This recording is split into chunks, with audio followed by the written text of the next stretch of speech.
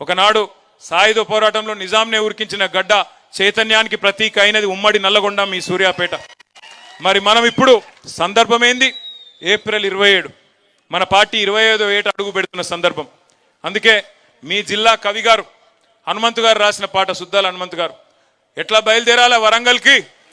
బండెనుక బండి గట్టి ఒక్కొక్క గ్రామం నుంచి 16 బండ్లు గట్టి ఎవరికి ఏ సాధనం దొరికితే ఆ సాధనంలో, ఎండ కొద్దిగా ఎక్కువ ఉంటుంది, ఎండను కూడా చూసుకొని వడదెబ్బ దాకకుండా మజ్జిగ ప్యాకెట్లు కూడా పెట్టుకొని మంచిగా బ్రహ్మాండంగా తయారై ఏ సాధనం దొరికితే ఆ సాధనం. ఉద్యమ సందర్భంలో జయేశ్వర్ రెడ్డి గారు ఇంకా మిగతా మిత్రులు చాలా మంది సైకిళ్ళ మీద వచ్చినారు వరంగల్కి. ఇంకా చాలా మంది చాలా రూపాల్లో వచ్చినారు, ఎడ్ల బండ్ల మీద, ట్రాక్టర్ల మీద. మళ్ళొక్కసారి కదం దొక్కాల్సిన సందర్భం.